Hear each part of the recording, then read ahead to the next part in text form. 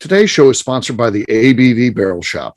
The ABV Barrel Shop is located in the St. Louis metro community of Arnold, Missouri, and is the world's first single barrel only liquor store. This business is owned and operated by Steve Akeley and Jim Fosnot. Head over to abvbarrelshop.com to sign up for their email and text distribution list. That way you'll know what they have in stock, what classes are coming up, and what barrel picks they have in the works. We are also sponsored by The Bar to Go. The Bar to Go offers a fully customizable carrying case that allows you to take your favorite distilled spirits or cocktail ingredients with you. Whether you're looking for yourself, a customized gift, or logo items for your business or event, The Bar to Go can help. Check them out at thebar2go.com. Use the number 2 when you type out The Bar to Go. Did you know Neely Family Distillery now ships its popular distilled spirits directly to you? To order, simply call 859-394-3258. Tell them the ABV Network sent you. And now, on to the show. Let's drink!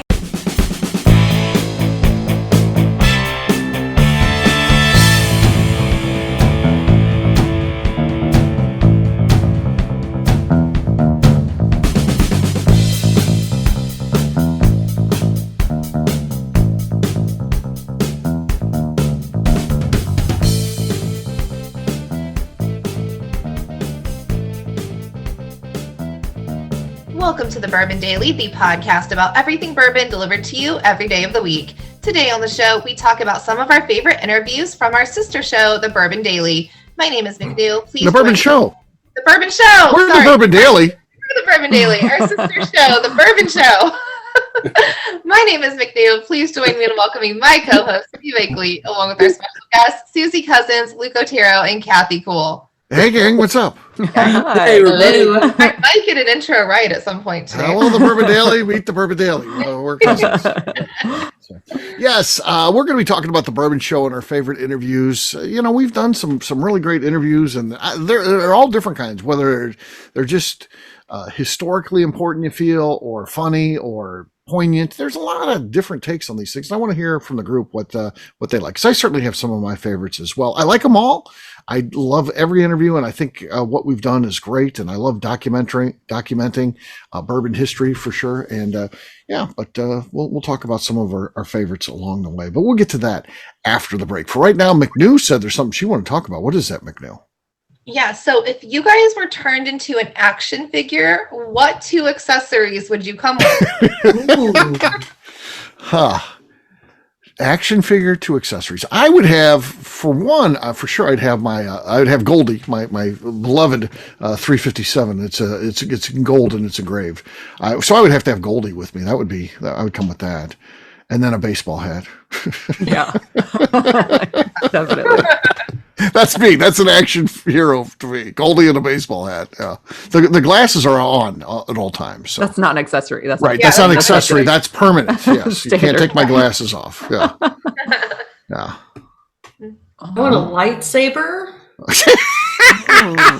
Are you in the Star Wars universe, or you're just a random person with a lightsaber? I'm a random person with a lightsaber. Okay. Very cool. And some sort of like car or motorcycle or off-road vehicle, just because that's just fun.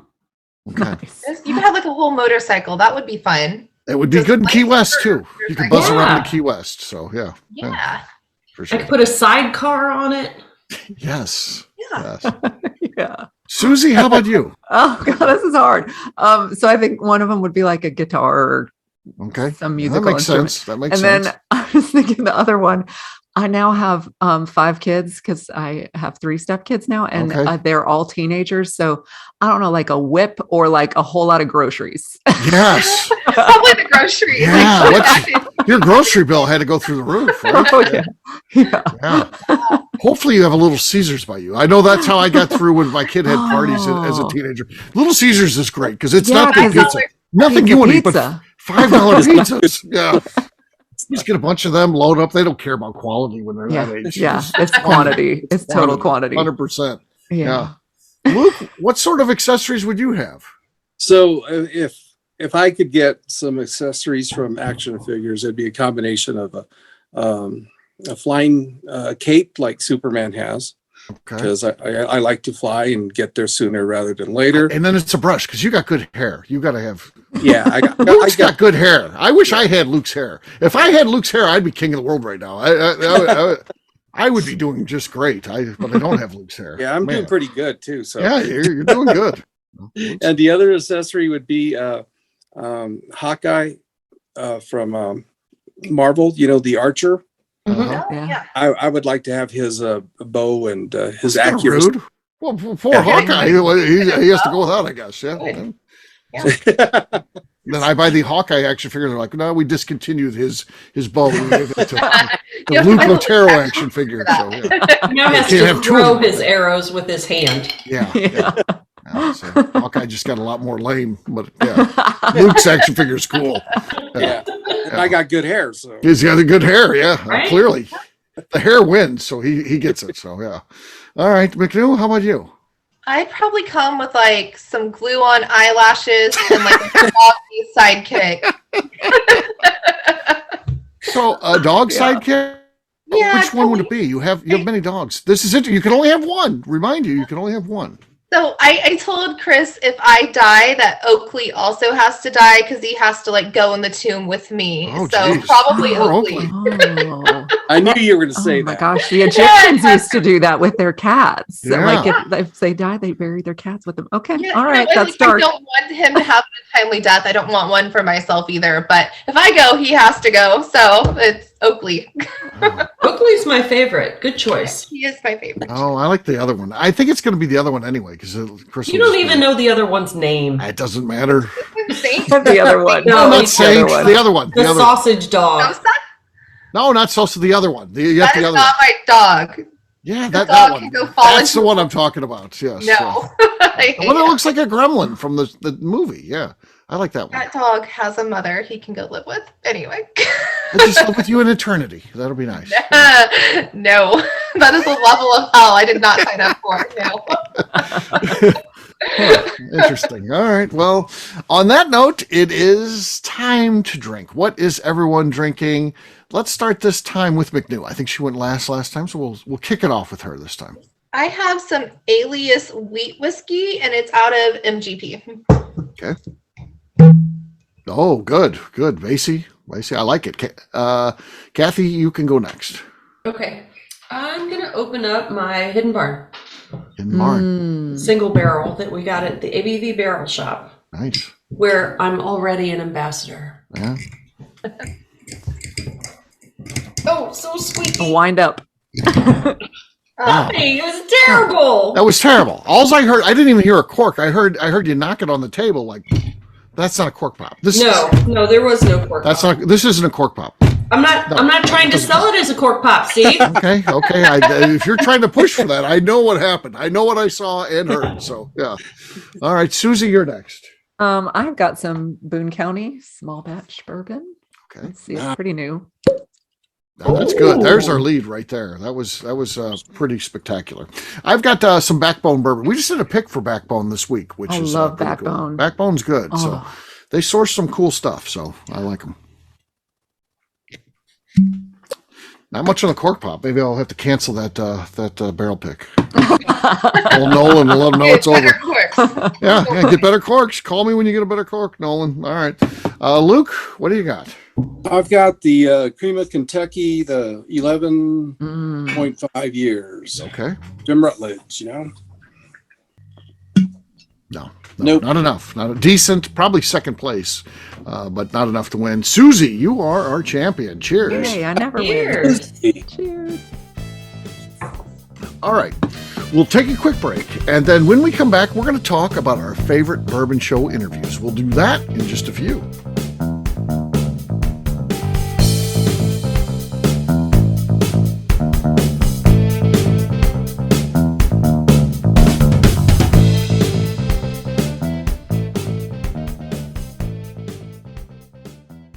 Let's talk about the people who make these shows happen. First up is the ABV Barrel Shop.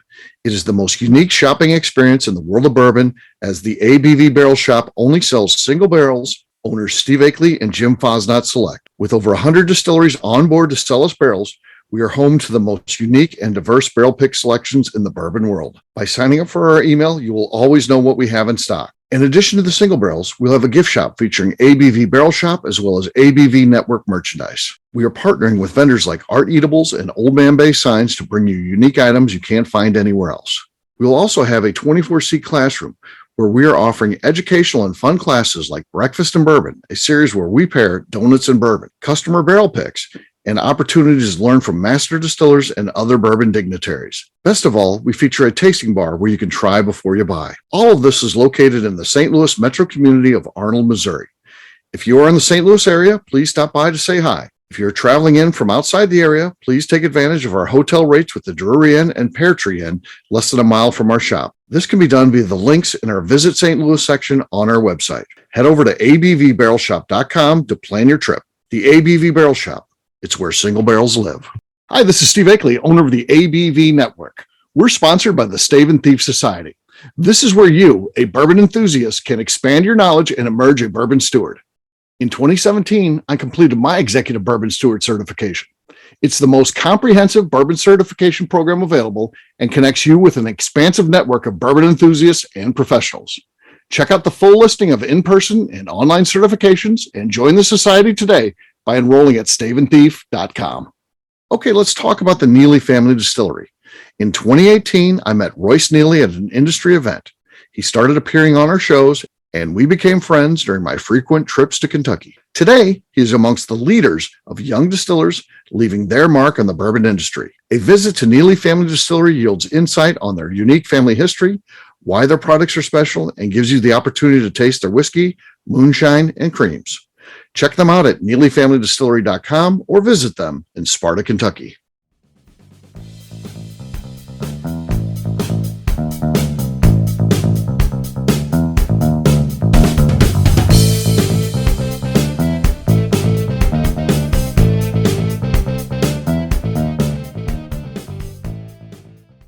Danny, though, you are between Jim and Victory. What do you got? I have an Indiana rye.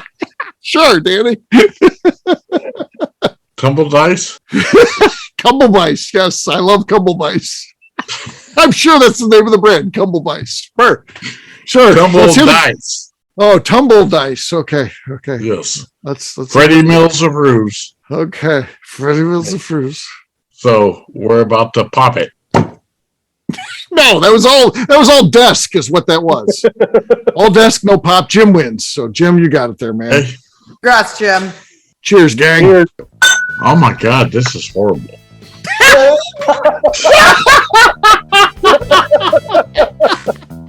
Welcome back to the Bourbon Daily. Today we're talking about our favorite interviews from the Bourbon Show. Yes, we are. So what do you guys think? What are some of your favorite Bourbon Show interviews? There's so many. Oh, go ahead. Sorry. There are so many good ones. Jimmy Russell was one of my favorite. And yes. Yeah, that was a surprising one. That was great. Yeah. But my all-time favorite, and it's not the first time I've said this on your shows, has been when you and Renee interviewed Dave Pickerel. Yeah. That was just, and I guess what made it special is because I got to meet him in person before. I don't know if it was before the interview or after the interview, but it was wonderful, and he's a wonderful guy, and his footprint is across the bourbon world, and that to me that was it. Steve, you guys got that one, and it's internal. So yeah. Yes. Yeah, that is a really great interview. I think, and there's a couple days, there's not a whole overwhelming amount, but there are several other podcasts that had Dave was on, and I think ours is the best. I challenge you to go listen to him, and I think because when we were talking to him, he realized that we knew what we were talking about, and we were fans. We liked what he did, and that just spurred on more stories. As you're telling it to an audience that's appreciating what you're saying, you know how it is. It spurs your mind to think of more things. And he was coming up on the fly, kind of coming up with these stories. It was just great. I mean, that was the thing that I've noticed is that you and Jeremy and Renee, like, the episodes are long. And I think a lot of times people just try to ask the same, standard 5-6 questions of these people. And like you're saying, you guys spin it into more and more like detail and interesting things because you know what to ask. You're really good interviewers and you've done your research on these people to be able to ask the right questions. Like one of my favorite things was when you were interviewing Matt and Nate about Hidden Barn, and one of the last questions you asked was, Nate, how do you feel about this hitting the secondary? I know how you feel about secondary market. Right. Yeah. Because you knew him. So it was like that. I was like, I didn't know he hated. That's so interesting. He's always hated secondary. It would make his blood boil. And now he's wearing something different. Does that, is that kind of cool that, people like our products? Definitely. Yeah. But the standard, like the guy that wrote the article in the other episode, like, they don't know what to ask. You guys know what to ask to like get like the deeper, Thank you for noticing. Yeah, I appreciate that. And, hats off to both Renee and Jeremy, too, because they are good interviewers and they can answer the questions and they can think on their feet. We do one of the things we do because we're a professional show is we provide questions up front. So, but that doesn't mean that's all we ask. We always say we're not so stiff. We're not going to ask follow-ups. We're not going to ask things that were there. But that kind of lines out the interview. And where I'm always proud of, hopefully I'm doing this, and then my two co-hosts are for sure doing this, is we evolve. And if you have a question, it sometimes can be answered in another part of the interview. And you have to be able to thinking the whole time. You can't just be like, okay, this is tell me about you were growing up, when they just told you based on another question exactly where they grew up and everything about. So you have to always evolve, and they do a great job behind the scenes of that for sure. So yeah, I think that very, very seasoned. Your team is very seasoned, and I think that's what makes a difference. It comes through. Yeah. Yeah. Yeah. And one that I'm personally pretty proud of is Julian Van Winkle. The fact that, he doesn't do these interviews, and I know people have asked him, and he says, it's already out there. Go listen to the Bourbon Show. That's pretty cool. The fact that we're able to do that. But, it doesn't always have to be about all the superstars and things like that either. One of the interviews I think that really hit home with people recently, we interviewed Kartik Sidar, and, he has got Rye 3 and Ranazalco rum. And, so many people might not have heard of him. They might have not seen those brands. He's got a growing company, and they're not in every market by any means, but he came into the shop, and he was dynamic in there, and we had him on, and he was great. He was a great guest, and I think his company's going to do great things. I think eventually everybody will know him, but I think he'll be able to look back, and that'll be an early interview with him. And I got a lot of feedback. People like that interview. He's a funny and engaging guy, and he's good. And you can see that he's going to be successful. Just how he answers the questions. So it's great energy. Yeah. Well, yeah. I also like that it isn't just all the superstars. Like I listened to the one with Ebony Major, who I didn't really know anything about, but I was like, oh, cool. Anytime I see like a woman's name, I'm like, well, I'm going to listen to this. Yeah, she was on my list too of the recent. And I didn't know anything about her, and she's down the street. She's down the street from me, so I got to go to Dread River. I mean, that's where I had my headshot. So like, I've been there, and I didn't even realize like that's her. So that was so cool to like, hear more about her and what she's doing there, and then I got real excited. So I'd say, if you're new to the show, like don't sleep on the names that you don't hear every day, because it's so fascinating to hear how people, in all parts of the industry are involved, and what their tie-ins, if they're not just the big name distiller friends that we have. So yeah, and we've done some cool things too along the way, like first interviews with so many people that are, Elizabeth McCall or Jackie Zykan.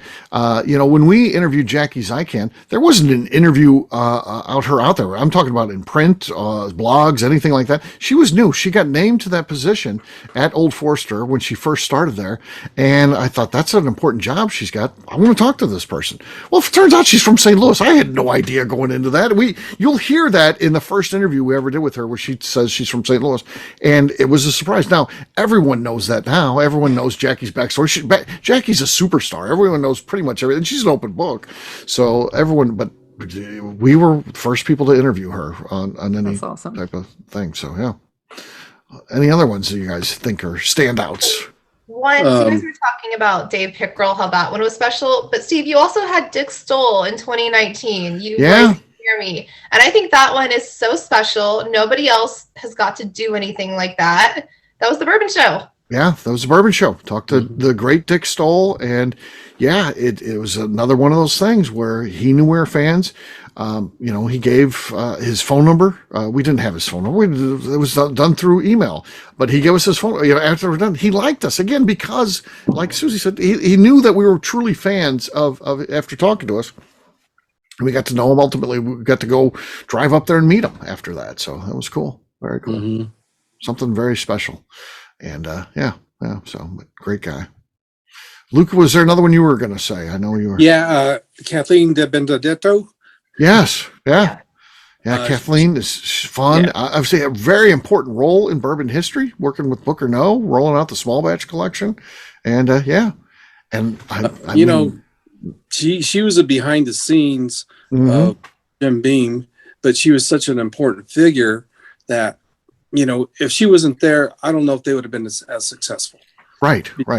Because she was laying the footprint for that and helping Booker get it done. Mm-hmm. And that one was she was so fun to listen to. Yes, gregarious and so articulate, and she was wonderful.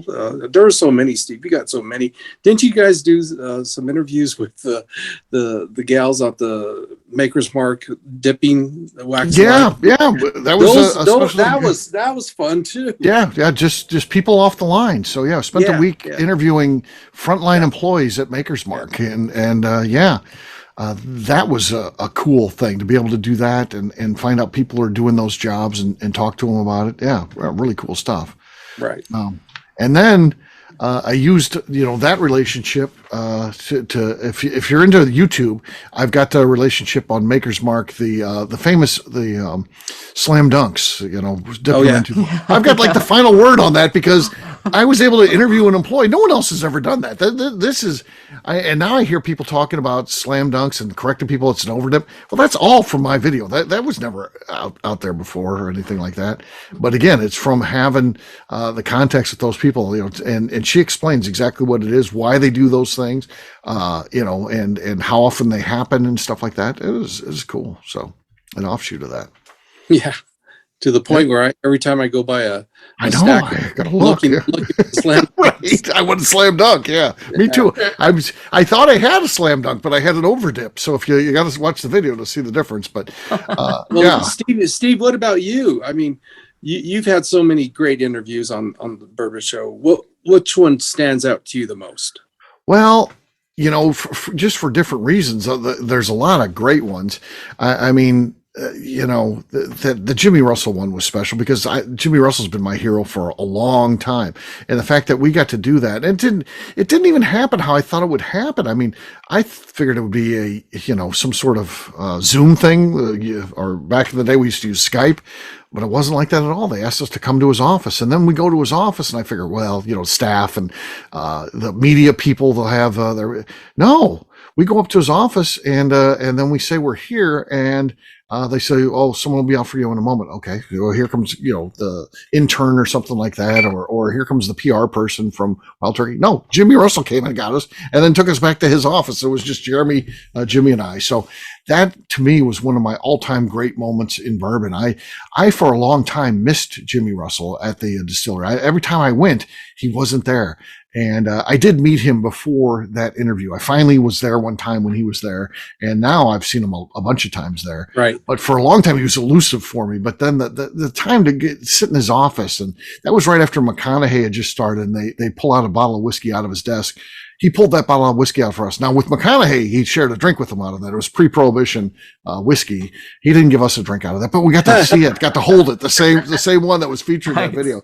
I mean, it's a cool thing. And some of that, of course, is behind the scenes. Other things, it was just fun. And then, a conversation with him, the show's like an hour, and then we talked for probably 2 hours after that. And Jimmy, who's well into his 80s, at that time, in his late 80s now, but at that time, he's correcting Jeremy Schell, who's trying to quote some laws in like Washington, the state of Washington. Well, Jimmy knows this stuff better than anybody. I mean, Yeah, and then Jeremy brings in the old Dusty and says, "Jimmy, what do you know about this?" He's like, "I know that it was made, went through the bottling line on September 15th, 1977." We're like, "What?" And he's like, "Here's how you read the code." I mean, but then he told us about it and the design and how they came out. I mean, yeah, the guy knows everything. Jimmy Russell. He's just special. He's special for bourbon history. He's a walking encyclopedia of wild turkey. And I mean, we should all just be glad we've got him. I mean, that's cool. No. Yeah. You know what else I love? I noticed like a common theme, and this is not just interviews, but in general, but like how everybody is positive about everybody else's products and, places they used to work. If they've changed places, there's no disparaging comments like ever. Like everybody's just happy for everybody, and it's not a competitive thing. It's more like people are excited to see what other people are bringing out and what innovation they're doing and what's happening here and what's happening here. And they're helping each other. I mean, there's so much cooperation.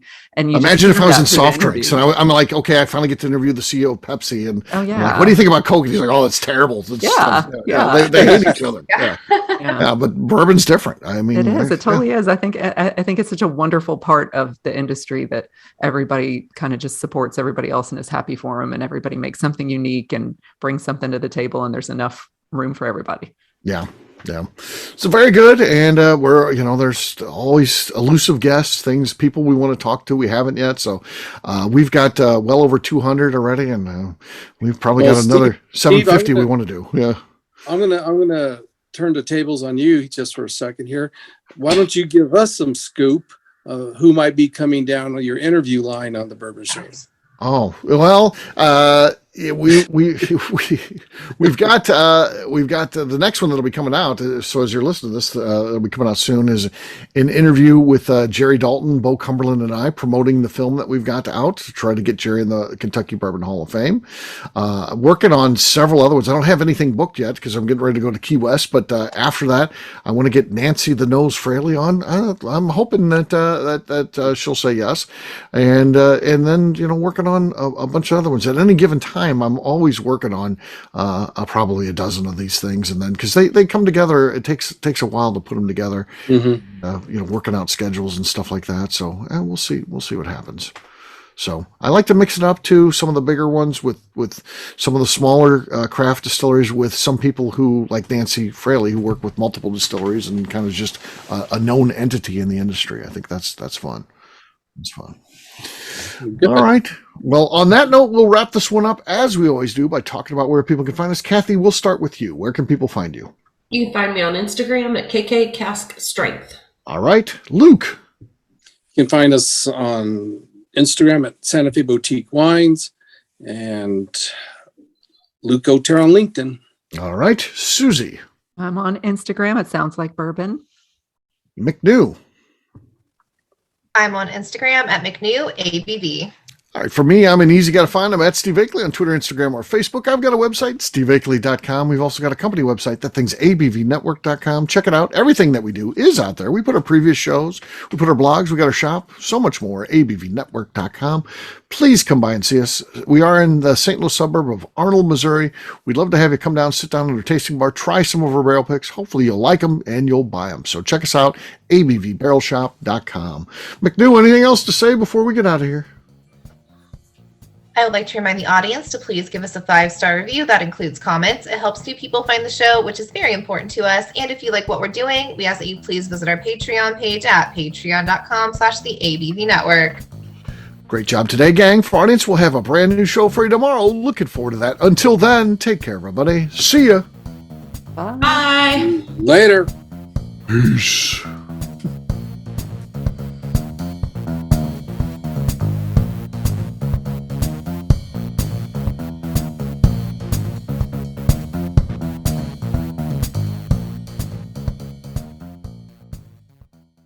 Before we finish the show, let's talk about some great companies that support the ABV network. First up is Moonshine Still Pro. Moonshine Still Pro has a full line of products to help the home distiller.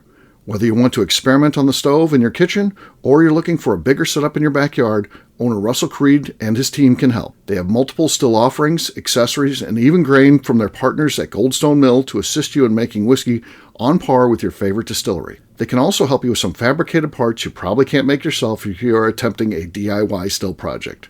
Learn more or order your still or parts at moonshinestillpro.com.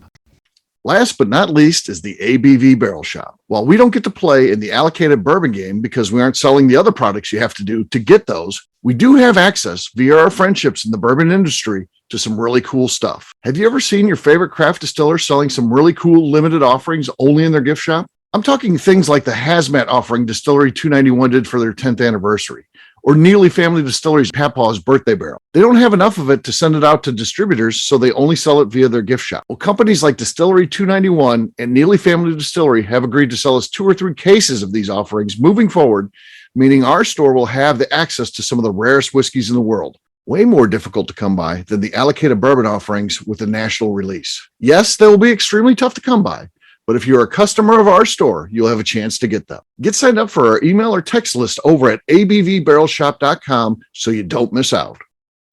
The Bourbon Daily is part of the ABV Network. For more information or to become a sponsor, please visit abvnetwork.com. Thanks for listening and cheers. This has been a Steve Akeley production.